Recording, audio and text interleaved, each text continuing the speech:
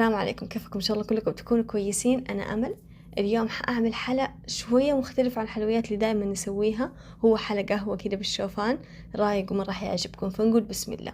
في البداية حأسيح صباع زبدة اللي هي 100 جرام، وفي زبدية تانية حأحط كوب شوفان.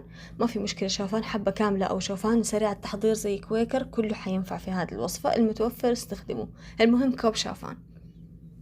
وحأحط عليهم كوب دقيق، ونص كوب سكر بني. برضو إذا ما كان عندكم متوفر السكر البني الرطب، كم مرة استخدمت السكر البني العادي وبرضو زبط معايا في هذه الوصفة. وبعدين كمان حطيت ملعقة صغيرة بيكنج صودا ورشة ملح، وآخر حاجة الزبدة اللي سيحتها في بداية الفيديو. المهم حأقلبهم مع بعض وأدعكهم كده على قد ما أقدر إني أحس إنه الزبدة دخلت في كل المكونات. وآخر حاجة رشيت قرفة، القرفة اختيارية للي يبغى. وكده خلاص خلصت الخليط.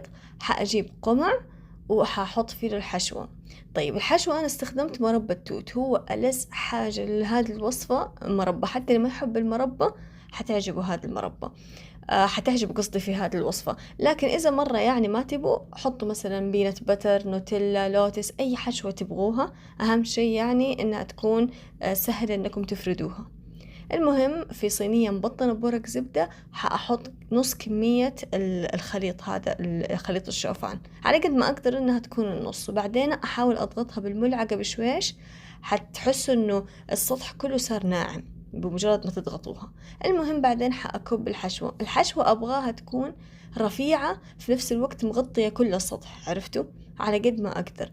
وأحاول كمان أركز على الأطراف وأوزعها كده بشويش بشويش بالملعقة.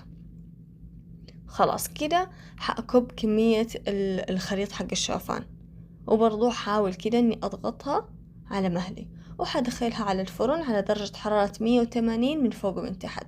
اخذت معايا نص ساعة لين ما استوت. اصلا لو تشموا كده الريحة بمجرد ما تستوي حتطلع ريحتها. المهم حخليها تبرد معايا وبعدين حابدأ اقسمها. حاولوا انكم تقسموها في نفس الصينية، يعني لا تخرجوها من الصينية بعدين تقسموها، لا، قسموها بعدين ابدأوا تخرجوها علشان تفضل ماسكة في نفسها وما تتفتفت معاكم. انتوا شوفوا بس المنظر، فنانة كده وماسكة نفسها مرة مرتبة ونفسها كده. بس كلكم تدوقوها من كتر ما هي من جد لذيذة لذيذة بس يبغالها قهوة على جنب. ودحين حأبدأ أوزع بقية الحلا في هذا الورق حق الكب كيك الحجم الكبير، علشان أخليها في الصالة، اللي يبغى على طول ياخد مربع وخلاص، لأنها كمان ما تحتاج ثلاجة.